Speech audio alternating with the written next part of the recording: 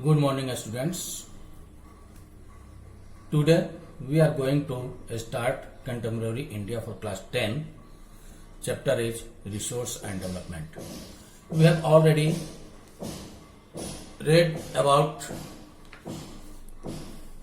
resource planning in India. Now we are going to start land resource in that topic. Okay. Now we start. We live on land. We perform our economic activities on land and we use it in different ways. Thus, land is a natural resource of utmost importance. It supports natural vegetation, wildlife, human life, economic activities, transport and communication systems. तो हम लोग कहाँ रहते हैं? भूमि पर रहते हैं, जमीन पर रहते हैं और यहाँ पे हमारे द्वारा बहुत सारे ऐसे आर्थिक गतिविधियों को लैंड पे किया जाता है, जमीन पे, भूमि पे किया जाता है और भिन्न भिन्न तरीके से हम इस जमीन का उपयोग या भूमि का उपयोग करते हैं।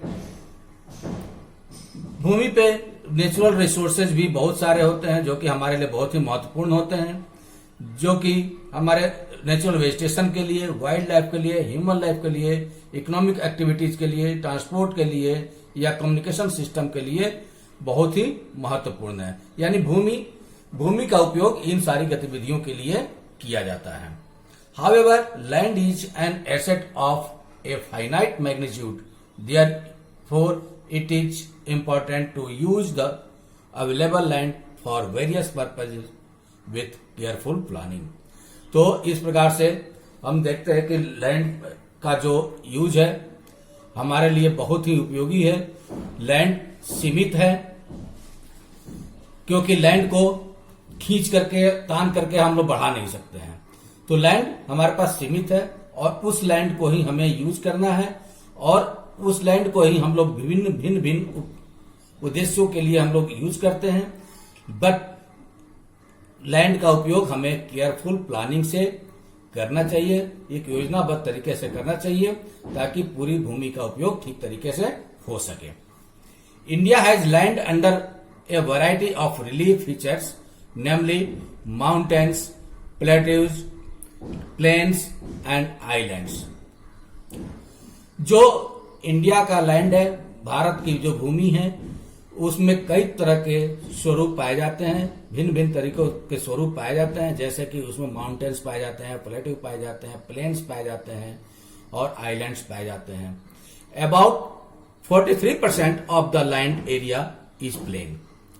यानी जो उतने भी भारत की भूमि क्षेत्र है उसका 43% एरिया क्या मैदानी भाग है, प्लेन है, which provides facilities for agriculture and industry. जो कि हमें क्या प्रोवाइड कराती है? हमें कृषि योग्य भूमि को प्रोवाइड करवाती है, इंडस्ट्री के लिए जमीन प्रोवाइड करवाती है। Mountains account for 30% of the total surface area of the country and ensure perennial flow of some rivers, provide facilities for tourism and ecological aspects.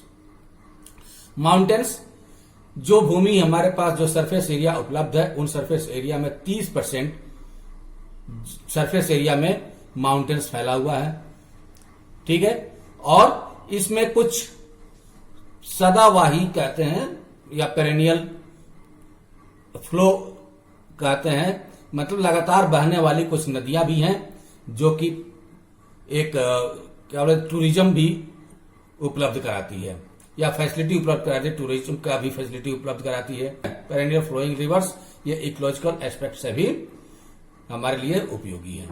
About 27% of the area of the country is the plateau region और 27% जो country का area है, देश का area, Bharat का area है, वो पठारी क्षेत्र है। It possesses rich reserves of minerals, fossils fuels and forest. जो ये पठारी क्षेत्र हैं ये मिनरल्स के संरक्षण के लिए हैं या संरक्षित हैं। यहाँ पे पठारी क्षेत्रों में काफी मात्रा में मिनरल्स संरक्षित हैं, फॉसिल फ्यूल्स संरक्षित हैं या फॉरेस्ट है। इन पठारी क्षेत्रों में बहुत सारे ये सब फॉरेस्ट, फॉसिल फ्यूल्स और मिनरल्स पाए जाते हैं। तो एक डायग्राम के थ्रू हम देख सकते हैं कि land under important relief features में कि कितना हमारे पास लैंड में प्लेन्स कितना है, माउंटेन्स कितना है और प्लेटो कितना है। तो हम देखते हैं कि 43% ये जो एरिया है ब्लू कलर का, ये प्लेन्स है यानी मैदानी क्षेत्र है, और ये ब्राउन कलर का जो है ये आपका माउंटेन्स है, ये माउंटेन का एरिया है, और येलो कलर का यह प्लेटो का एरिया है, पठारी क्षेत्र है। ठीक है, ये हम एक डायग्राम के थ्रू हम इसको शो कर सकते हैं। नेक्स्ट आता है लैंड यूटिलाइजेशन। हमें भूमि का जो उपयोग करना है वो कैसे हम करते हैं या कैसे कर सकते हैं। Land resources are used for the following purposes. Land resources जो होता है, भू संसाधन जो है, इसका उपयोग हम निम्न प्रकार से कर सकते हैं, निम्न उद्देश्यों के लिए कर सकते हैं या करते हैं। नंबर 1 फॉरेस्ट के लिए। 2 land not available for cultivation, वह भूमि जो कृषि योग्य नहीं है। इसमें number A barren and waste land, बंजर और बेकार भूमि। B land put to non agricultural uses, वे भूमि जो कृषि योग्य नहीं है या कृषि के उपयोग में नहीं लाई जा सकती, that is building, roads, factories etcetera. वैसी भूमि को हम लोग, जैसे कि मान लो बिल्डिंग्स बन गया, रोड्स बन गया, फैक्ट्री बन गया, तो उस भूमि में हम लोग एग्रीकल्चर नहीं कर सकते हैं, कल्टीवेशन नहीं कर सकते हैं, तो इसको नॉन एग्रीकल्चरल यूजेज के लिए हम लोग मानते हैं कि ये कुछ भूमि हमारी यूज हो गई। Number 3 other uncultivated land excluding fallow land, यानी वे लैंड जो अनकल्टिवेटेड है, कृषि के अयोग्य हैं। ठीक है, इसमें फैलो लैंड यानी पड़ती भूमि शामिल नहीं है, एक्सक्लूडेड फैलो लैंड मतलब कि पड़ती भूमि के अलावे। Okay. Number 8 permanent pasture and grazing land. Permanent pasture जो चारागाह है या गायों वगैरह के चरने के लिए जो जमीन होती है, वे जमीन। Number B land under miscellaneous tree crops groups not included in net sown area. और जो मिसलेनियस ट्री क्रॉप्स वाले जो है, पेड़ पौधे वृक्ष वाले जो जमीन है, भूमि है, वो क्षेत्र, इसमें जो नेट सोन एरिया है, जो शुद्ध या निवल बोई गई क्षेत्र है, उसको इसमें शामिल नहीं किया गया है। Number C culturable waste land. ठीक है, कल्चरेबल वेस्ट लैंड यानी कृषि योग्य बेकार भूमि। ठीक है, कृषि की जाती है लेकिन वो बेकार पड़ी हुई है। ठीक है, left uncultivated for more than 5 agricultural years, जिसको कि 5 कृषि वर्ष से ज्यादा से छोड़ा जा चुका है, या 5 कृषि वर्ष जिसको कहते हैं 5 एग्रीकल्चरल ईयर्स यानी 5 कृषि वर्ष जिसको नहीं बोई गई है, वहां पे कोई खेती नहीं की गई है, वैसे लैंड कल्टिवेबल वेस्ट लैंड कहलाता है। ओके। नेक्स्ट आता है नंबर 4 फैलो लैंड। ठीक है, नेक्स्ट 4 नंबर है फैलो लैंड। और फैलो लैंड में ये हो गया यहां तक कि वो भूमि जो कि अनकल्टिवेटेड है, कब से,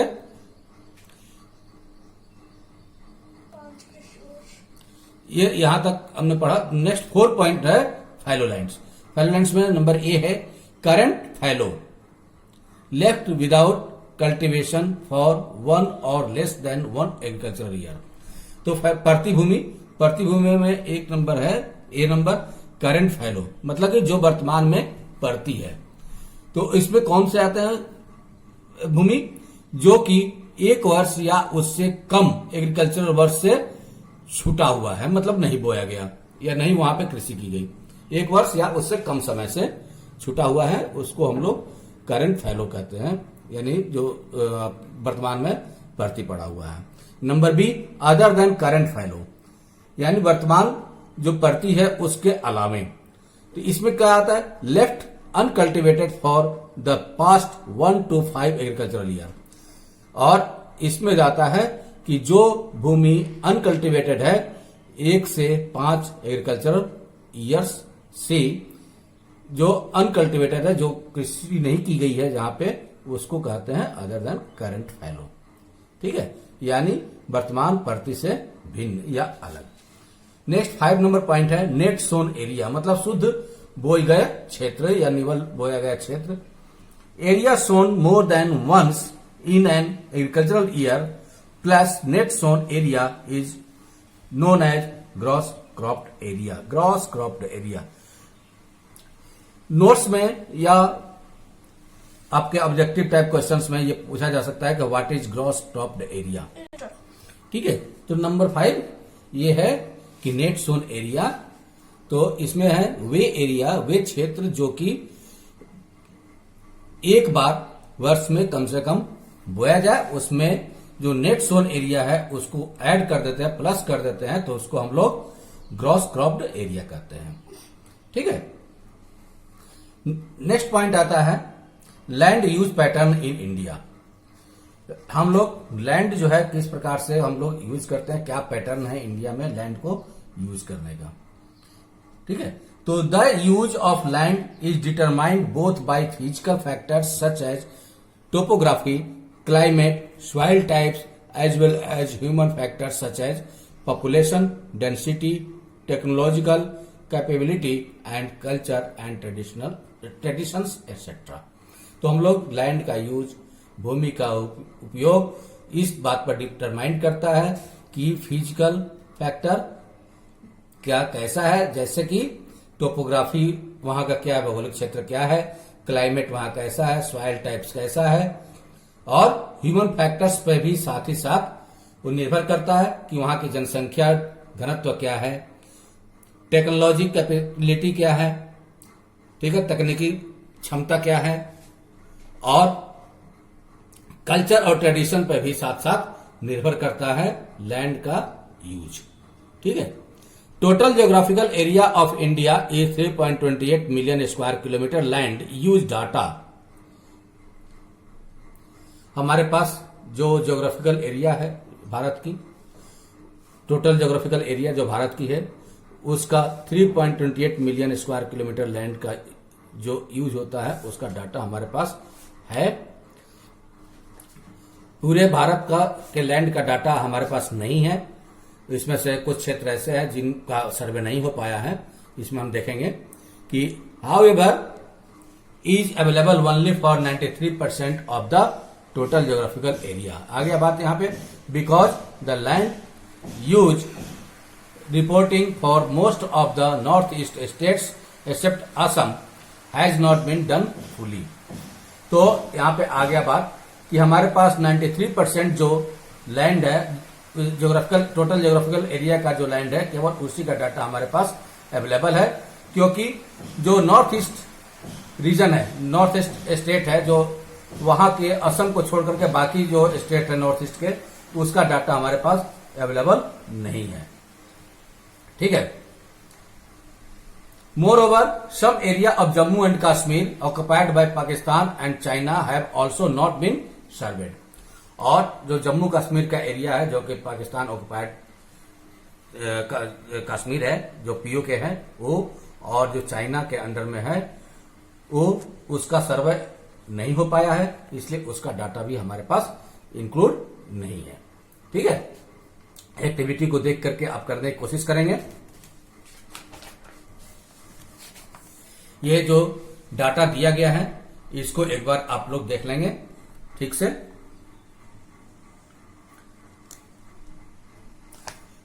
नेक्स्ट यहां पे हम आते हैं, the land under permanent pasture has also decreased. जो परमानेंट पास्चर है, जो चारागाह है, ये भी डिक्रीज कर रहा है, इसमें कमी आ रही है। How are we able to feed our huge cattle population on this pasture land and what are the consequences of it. तो अगर डिक्रीज कर रहा है, कमी हो रही है, ह्रास हो रहा है इसमें पास्चर लैंड में, तो इतने बड़े जो कैटल्स हमारे यहाँ मवेशी जो हैं उनको चारागाह की सुविधा कैसे मिलेगी, वो कैसे जीवित रह पाएंगे, उनको कहाँ पे चारागाह के लिए छोड़ना पड़ेगा, इसकी हमें प्रॉब्लम हो जाएगी। Most of the other than the current fallow land are either of poor quality or the cost of cultivation of such land is very high. Mostly जो दूसरे प्रकार के करंट में पड़ती जमीन है, जो वर्तमान में पड़ती जमीन है, उसमें से बहुत सारे जमीन की क्वालिटी जो है बहुत ही पुअर है। ठीक है, क्वालिटी पुअर है, और जो जिसकी क्वालिटी अच्छी है थोड़ी, उसका कॉस्ट बहुत ही ज्यादा है। Cost of cultivation of such land is very high, और उसका जो कल्टीवेशन करने में, खेती करने में जो कॉस्ट आएगा वो बहुत ही हाई आएगा, क्योंकि इसकी क्वालिटी जो है, इस लैंड की जो कुछ पड़ती जमीनें हैं उसकी क्वालिटी काफी पुअर है। Hence these lands are cultivated once or twice in about 2 or 3 years, and if these are included in the net sown area, then the percentage of NSA in India comes to about 54% of the total reporting area. जो ये पड़ती भूमि है, इसमें सामान्यतः 2 वर्ष में या 3 वर्ष में 1 से 2 बार ही कल्टीवेशन या कृषि किया जाता है, और इसको अगर हम लोग नेट सोन एरिया में अगर इंक्लूड कर दें तो NSA, national survey of agriculture के अनुसार, जो भारत में है, इसके अनुसार इसका जो परसेंटेज आ जाता है वो 54% कल्टीवेटेड एरिया रिपोर्ट होता है। कि सर्वे के अनुसार अगर इसको ऐड कर दिया जाए तो 54% हमारा कल्टीवेटेड एरिया होता है। The pattern of net sown area varies greatly from one state to another. जो नेट सोन एरिया है, शुद्ध बोया गया या न्यूअल बोया गया क्षेत्र है, वो स्टेट टू स्टेट वेरी करता है, बहुत ही अधिक भिन्नताएं रखता है ना। अलग अलग राज्यों में अलग अलग एरिया है या भिन्न भिन्न एरिया है। It is cover 80% of the total area in Punjab and Haryana and less than 10% in Arunachal Pradesh, Mizoram, Manipur and Andaman Nicobar island. यहां हम देखते हैं कितने वेरिएशंस हैं कि जहां पे हरियाणा और पंजाब में टोटल लैंड का 80% कल्टीवेटेड एरिया है, वहीं क्या है, अरुणाचल प्रदेश, मिजोरम, मणिपुर और अंडमान निकोबार आइलैंड में 10% से भी कम कल्टीवेटेड एरिया है, 10% से भी कम कल्टीवेटेड एरिया पाया जाता है। यहां पे कितने वेरिएशंस देखा जा रहा है। Okay, forest area in the country is far lower than the desired 33% of geographical area as it was outlined in the national forest policy 1952। तो फॉरेस्ट एरिया जो है हमारे देश की, ये जो नेशनल फॉरेस्ट पॉलिसी 92 में बनाई गई थी, उसके द्वारा 33% पूरे ज्योग्राफिकल एरिया का 33% एरिया फॉरेस्ट का होना चाहिए, जिससे कि बहुत ही कम एरिया फॉरेस्ट के लिए हमारे देश में है। It was considered essential for maintenance of the ecological balance. ये जो 33% एरिया रखा गया है फॉरेस्ट के लिए, ये बहुत ही जरूरी है हमारे इकोलॉजिकल बैलेंस को, पारिस्थितिक संतुलन को बनाए रखने के लिए या मेंटेन रखने के लिए। The livelihood of millions of people who live on the fringes of this forest depends upon it. जो जंगलों के किनारे बहुत सारे लाखों लोग रहते हैं, वो लोग फॉरेस्ट पे ही निर्भर करते हैं, फॉरेस्ट के एक्टिविटीज, फॉरेस्ट में ही अपना एक्टिविटीज करते हैं, उसके द्वारा वो लोग जीविकोपार्जन करते हैं, उस पर काफी हद तक निर्भर रहते हैं। A part of the land is termed as waste land and land put to other non agricultural uses. एक पार्ट लैंड का, एक भाग, भूभाग लैंड ऐसा होता है जो कि वेस्ट लैंड के रूप में कहलाता है, या उससे अलग नॉन एग्रीकल्चरल यूज के लिए वो होता है। Waste land included rocky, arid and desert area. ठीक है, जो वेस्टलैंड होता है उसमें जो पहाड़ी क्षेत्र होता है, एरिड एरिया होता है, जो सूखाग्रस्त एरिया होता है, या डिजर्ट होता है, मरुस्थलीय एरिया होता है, वो वेस्टलैंड में शामिल होता है। And land put to other non agricultural uses included settlements, roads, roadways, industries etcetera. और नॉन एग्रीकल्चरल एरिया यूजेज में जो लैंड आता है उसमें जो सेटलमेंट्स होता है, जहां की निवास के लिए लोगों ने मकान बनाया, बिल्डिंग बनाया, या जो ही चीजें बनाई, फैक्ट्री बनाई। रोड्स भी आता है नॉन एग्रीकल्चरल एरिया में। रेलवेज की लाइनें बिछी होती हैं। इंडस्ट्री बनाई जाती हैं, ये भी नॉन एग्रीकल्चरल एरिया में ही आता है। Continuous use of land over a long period of time without taking appropriate measures to conserve and manage it has resulted in land degradation. अगर हम लोग लंबे समय तक बिना देखभाल के, बिना संरक्षण के हम लोग लैंड का उपयोग करते रहे तो इसका परिणाम लैंड डिग्रेडेशन होगा, भूमि का ह्रास होगा। This in turn has serious repercussions on society and the environment. और इसका परिणाम यह होगा कि ये बहुत ही सीरियस मामला हो जाएगा और लैंड की यहाँ पे महामारी हो जाएगी, समाज और पर्यावरण के लिए काफी नुकसानदेह होगा। तो स्टूडेंट्स, आज हम यहाँ तक ही छोड़ते हैं। कल यानी नेक्स्ट वीडियो में हम लोग देखेंगे land degradation and conserve measures. Land degradation क्या होता है और उसके संरक्षण के लिए क्या हम लोग उपाय कर सकते हैं। Okay, thank you, have a nice day.